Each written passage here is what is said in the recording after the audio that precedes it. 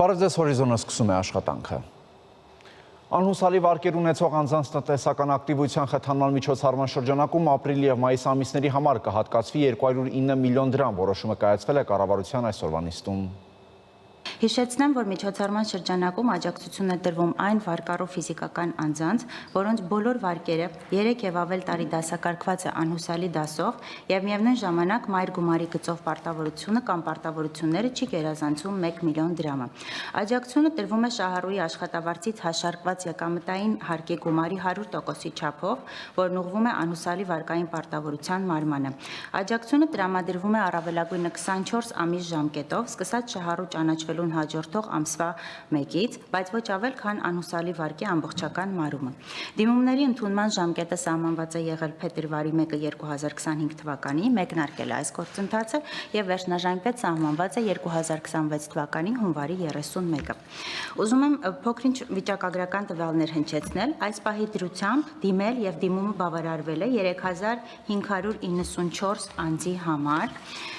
Մարտ ամսին վճարվել է փետրվարին դիմաց և հաստատված թվով 1896 անձի համար աջակցություն, որի դրամական չափը կազմում է 70 միլիոն դրամ։ Մարտին դիմել շահառու է դարձել ևս 1072 անձ, որոնց համար հետագա վճարումը կկատարվի այս ամսվա վերջում։ Արդյունքում մենք ունենանք 2968 անձ, ովքեր փետրվար-մարտ ամիսների համար արդեն ծրագրի շահառու որպես կստանան վճար։ 40,000 մարդ կա, որը այսօր էլ աշխատում, աշխատավարձ ստանում, եկամտային հարկ է վճարում։ Տեսեք, ոչ մի լրացուցիչ, այս էլ ոչ մարդը ընդհանրապես պետք է դիմի, որ իր արդեն իսկ վճարած եկամտային հարկը ուղղվի այդ նպատակի իրագործմանը։ Ենթադրում եմ հիմա իր աշխատավարձից այդ պահվում է 20%-ի չափ։ Սենց թե նենց պահվում է, այսօր էլի 20%-ը այդ վարկը մարելու համար։ Հիմա այստեղ պետք է հասկանանք, լավ, մի ամսում օրինակ մարդը ով անհուսալի վարկ ունի 3 տարի եւ լսում է որ այդեն ծրագիր կա, ես որ այդպես լինեի, բոլոր գործերը կթողնեի, կգնայի, կդիմեի, որ արագ այդ պատմությունից ազատվեմ։ Հիմա բայց դիմել են ընդամենը 3500, այսինքն նույնիսկ 10%-ը աշխատող, որ այսօր իր կյանքում ոչ իման, այն մյուսները հələ դեռ պետք է, եթե ոչ ֆորմալ դաշտում են աշխատում, դեռ պետք է մտածեն, դեռ պետք է գործատուի հետ խոսեն, պայմանավորվեն, ոնց մտնեն ֆորմալ դաշտ եւ 40,000 մարդ, որ պետք է օր առաջ դիմի, նույնիսկ ամիս առաջ չի դիմել։ Հիմա պետք է հասկանանք, տեղյակ չեն մարդիկ, թե այլ խնդիր կա։ Համեցեք։ Դա թույլ կտակ, բայց մի շատ հուսադրող թիվել հնչեցնեմ։ Ապրիլի 7-ի դրությամբ կատարած վերլուծությունը ցույց է տալիս համադրումների մեր ցանկերը, որ դիմաց շահառուներից 680-ը առաջին անգամ են մտել աշխատաշուկա, այսինքն նրանք նախորդող ամիս չեն ունեցել ֆորմալ զբաղվածություն, սա 22%-ն է մեր թվային ցուցանիշների մեջ, հետևաբար կարծում եմ լավ ցուցանիշ ունենք։ Շատ լավ նորություն է։ Պարոն Գրիգորյան, ինչ մեկնաբանություն ունեք, ինչ են։ Պարոն վարչապետ, նախ կարծում եմ, որ այդ թափանիվի էֆեկտը դեռ սպասում ենք, որ կլինի, եւ երկրորդը ես կարծում եմ պիտի խնդրենք, որ բանկերը ավելի ինտենսիվ կոնտակտ կազմակերպեն, որովհետեւ հիշում եք, որ այս ծրագիրը ունի դուալ էֆեկտ, իրանք էլ են ստանում էֆեկտներ, որովհետեւ կապիտալ է վերականգնում։ Կարող է այսօր չէ, բայց վաղը ամեն այդ ժամկետանց վարկը դառնում է ստանդարտ վարկ իր եկամտի իր մարման աղբյուրով։ Եվ այդ իմաստով ուղղակի ես կասկած ունեմ, որ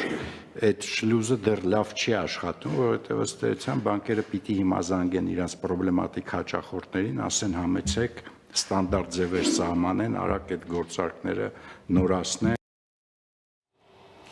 Փոխվարչապետ Մայր Գրիգորյանն ընդունել է Հայաստանում Ամերիկայի Միացյալ Նահանգների արտակարգ և լիազոր դեսպան Քրիստինա Քվինին, զրուցակիցները հանդիպման ընթացքում քննարկել են Հայաստան-Միացյալ Նահանգներ երկկողմ հարաբերությունների օրակարգային հարցերը, ինչպես նաև համագործակցության ընդլայնման հնարավորությունները։ Անդրադարձ է կատարվել տարածաշրջանային զարգացումներին, մասնավորապես մտքեր են փոխանակվել տարածաշրջանում հարատև խաղաղության և խաղաղության հաստատման ուղղությամբ հայկական կողմի ջանքերի վերաբերյալ։ Այս համատեքստում փոխվարչապետը կարևորել է խաղաղության խաչմերուկ նախաձեռնության իրականացումը։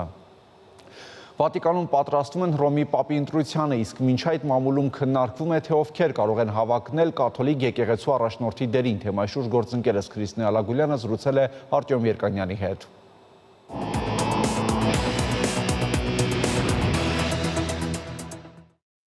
Կոնկլավին մասնակցող 135 կարդինալներից մոտ 2 տասնյակը իրական շանսեր ունեն հավակնություններ ներկայացնելու։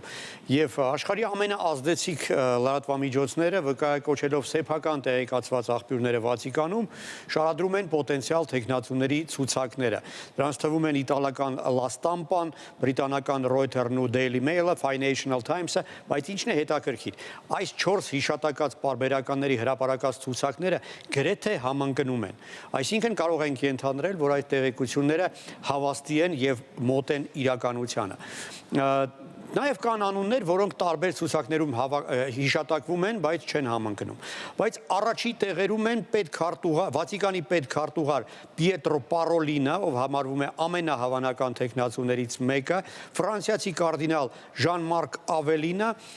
Երուսաղեմի լատին պատրիարք Պիեր Բատիստա Պիցաբալան եւ նաև մի շարք եվրոպական եւ ասիական պետությունների ներկայացուցիչներ, կարդինալներ, այդ թվում Շվեդիայի, Պորտուգալիայի, Կոնգոյի, Շրի Լանկայի, Ֆիլիպինների, Բիրմայի, Նոր Գվինեայի եւ այլն։ Իհարկե Միացյալ Նահանգների ներկայացուցիչ եւս կա։ Հիշատակած բոլոր մեծ մասայի տեխնացուների հայերի համար կարևոր հարցում իրենց որևէ կերպ երբեք չեն դրսևորել։ Բայց կան նաև գործիչներ, որոնց անցած ճանապարհը մտահոգում է մեզ, հա, օրինակ պետքարտուղարը Վատիկանի Պիետրո Պարոլին, ով այժմ Վատիկանի երկրորդ դեմքն է եւ ամենահավանական տեխնացուներից մեկն է համարվում, մտահոգում է այն իմաստով, որ ունի Ադրբեջանի հետ շատ տարօրինակ կապեր։ Թեև Հայաստանի իշխանությունները նույնպես նրա հետ աշխատելու հարուստ փորձ ունեն, օրինակ 23 թվականի հուլիսին նա եղել է Հայաստանում աշխատանքային այցով, հանդիպել է Նիկոլ Փաշինյանին, իսկ դրանից առաջ 2021 թվականի հոկտեմբերին նախագահ Վահագն Խաչատուրյանը նրան պարգևատրել է պատվո շքանշանով, հաշվի առնելով նրա ներդրումները Վատիկանի եւ Հայաստանի միջև հարաբերությունների զարգացման գործում։ Բայց Ադրբեջանի նրա ունեցած կապերը իսկապես տարօրինակ են եւ մտահոգիչ։ Բանն այն է, որ հենց նա է հանդիսանում Հեյդար Ալիևի հիմնադրամի պարտնյորը Վատիկանում, հենց նրա հետ են հանդիպում հիմնադրամի ներկայացուցիչները քննարկելու համար նոր ներդրումները Վատիկանում։ Իսկ այդ ներդրումները ըստ էության քողարկված կաշառք են։ Միլիոնավոր եվրոներ են ծախսել ադրբեջանցիները Վատիկանում, ներկայացնելով դա որպես նվիրատվություն եւ այլն, բայց այդ փողերը իհարկե դրսևորվում է այդ փողերի նվիրատվությունը մեզ հայտնի ծրագրերով։ Նաեւ կարծում եմ դա է պատճառը, որ Պիետրո Պարոլինը ժամանակին աչք է փակել, երբ Վատիկանի պաշտոնաթերթը հակահայկական հրապարակումներ է իրեն թույլ տվել, կամ երբ Վատիկանում ադրբեջանցիները գիտական կոնֆերանս են անցկացնում, որում ներկայացնում են Արցախի հայկական պատմական մշակութային հուշարձանները որպես աֆղանական։ Հայտնի է, որ հենց Պարոլին են կազմակերպել Իլհամ Ալիևի պաշտոնական այցը Վատիկան 20 թվականին։ Նա հաճախ Իլհամ Ալիևի հյուրն է լինում, շատ մտերիմ հարաբերություններ ունեն, ոնց հասկանում եմ, վերջին անգամ Բաքու է ժամանել COP29-ին մասնակցելու համար, այն դեպքում, երբ բազմաթիվ եվրոպական երկրներ ներկայացված են եղել շատ ավելի ցածր մակարդակով, Վատիկանային բացառիկ պետություններից է եղել եվրոպական, որը երկրորդ դեմքով է ներկայացված եղել։ Այդ ամենը հաշվի առնելով, կարծում եմ նրա ընտրվելու շանսերը մեզ մոտ ավելի շատ մտահոգվելու առիթ են տալիս, քան, այսինքն մտահոգության իսկապես առիթ տալիս են։ Արտեմ, իսկ որոնք են առավել նախընտրելի Հայաստանի համար։ Financial Times պարբերականը գրում է, որ իր ունեցած տեղեկությունների համաձայն Ֆրանցիսկոս Պապը հայտնել է ժամանակին, որ կցանկանար իր դերում տեսնել Ֆրանսիան ներկայացնող կարդինալ 66-ամյա Ժան-Մարկ Ավելինին, ով իսկապես հայամետ գործչի համբավ ունի, նախնշեմ, որ նա Մարսելի արքեպիսկոպոսն է եւ ապրում է մի քաղաքում, որը Եվրոպայում ամենամեծ հայկական համայնքը ունի, մինչ այդ էլ Ավինյոնում է ապրել, ու նույնպես շատ հայեր կան, բազմաթիվ հայեր կան նրա շրջապատում, ժամանակին ցեղասպանության հարց հարցով է արտահայտվել, պատարակներ է կազմակերպել ցեղասպանության զոհերի հիշատակին վերաբերվող։ Անցած տարվա ապրիլին նա եղել է Երևանում շատ տարօրինակ այցելությամբ, տարօրինակ, քանի որ նրա այցի մասին գրեթե ոչինչ հայտնի չէ։ Ամենայն դեպս ոչ վարչապետի, ոչ բարձրաստիճան այլ անձանց հետ նրա հանդիպումների մասին պաշտոնական հաղորդագրություններ չեն եղել։ Ամեն դեպքում նրա ընտրվելը իհարկե կօգնի հայ-վատիկանյան հարաբերությունների զարգացմանը։ Մեկ այլ հայամետ թեկնածու, խոսքը Երուսաղեմի լատինաց պատրիարք Պիեր Բատիստա Պիցաբալլայի մասին է, ով նույնպես բազմաթիվ առիթներ ունեցել է հայ բարձրաստիճան հոգևորականների հետ մտերիմ հարաբերվելու եւ համագործակցելու, Երուսաղեմի հայոց պատրիարք Նուրհան Մանուկյանը նրա հետ մշտական կապի մեջ է եւ հենց նրա միջոցով են Երուսաղեմի հայերը Հռոմի պապին փոխանցում իրենց ուղերձները, երբ խնդիրներ են առաջանում։ Եվ աշխարհում նույնպես նա շատ լավ համբավ ունի, խաղաղարար անձի համբավ ժամանակին, երբ Համասը պատանդ էր վերցրել երուսաղեմցի երեխաներին, նա առաջարկել էր պատանդ դառնալ նրանց ազատ արձակման փոխարեն։ Նույնպես Պիցաբալլան բավական մեծ շանսեր ունի, ինչը կարող է նաև մեզ համար նպաստավոր լինել։ Արտեմ, սովորաբար պապի ընտրությունը մեծ քաղաքականությունների, գերտերությունների բախման առարկա է լինում, այս դեպքում նույնպես այդպես է։ Իհարկե գլոբալ շահերի բախում է այս անգամ եւս տեղի ունենում, Միացյալ Նահանգներն են փորձում օգտագործել հնարավորությունը իրենց համար ընդունելի անձի, այսպես առաջ տանելու համար։ Դե բնական է իտալացիները ցանկանում են ամեն ինչ անել, որ իտալացի լինի, բայց մեծ է հավանականությունը, որ այս անգամ երրորդ աշխարհի ներկայացուցիչ ընտրվի։ Իսկ հավակնորդները բազմաթիվ են եւ ասիական երկրներից եւ աֆրիկյան երկրներից։ Սա իսկապես մեծ քաղաքականության խնդիր է եւ միշտ է այդպես եղել։ Օրինակ 1978 թվականին, երբ ազգությամբ լեհ Կարոլ Վայտիլան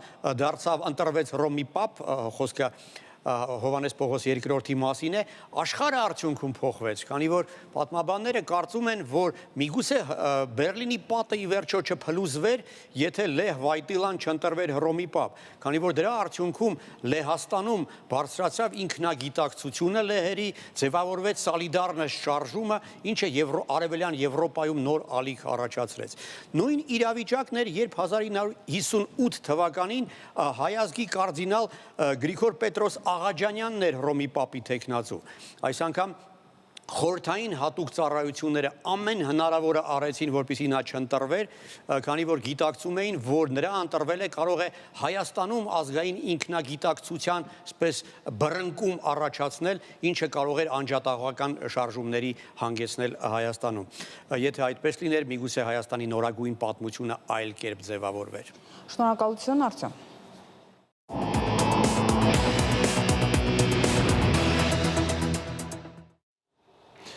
Վարչապետ Նիկոլ Փաշինյանը ցավակցական հեռագիր է եղել Սուրբ Աթոռի կարդինալների ժողովի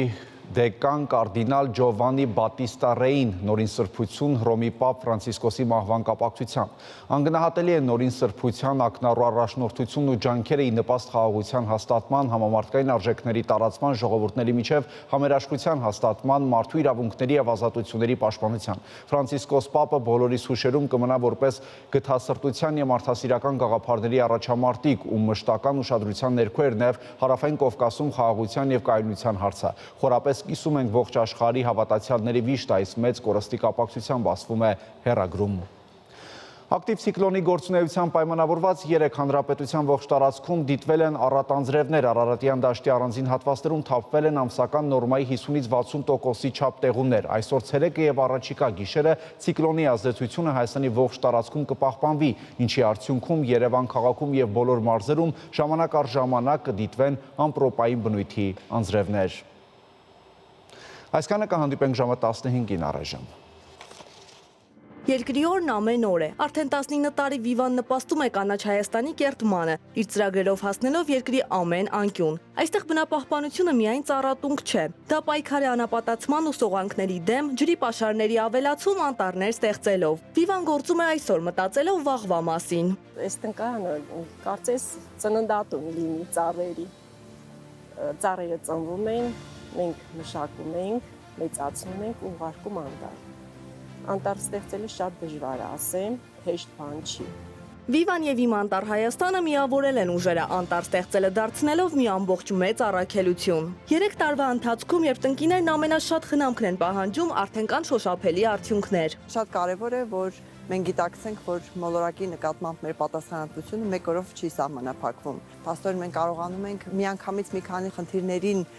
պատասխան տալ, փորձել գոնե պատասխան տալ, դրանք եւ բնապահպանական խնդիրներն են եւ նաեւ աշխատատեղերի ստեղծումն է, սոցիալական խնդիրներն են։ Վերջին 3 տարիներին Լոռու մարզի 3 համայնքում Վիվան ու Իմ անտառ Հայաստանը ամեն սեզոնին ներգրավել են մինչև 200 տեղացի աշխատակից, որոնց 75%-ը հենց Լոռու բնակիչներ են։ Տնկվել են միայն տեղական ծառատեսակներ՝ վայրի տանձ, խնձոր, կաղնի, սոճի։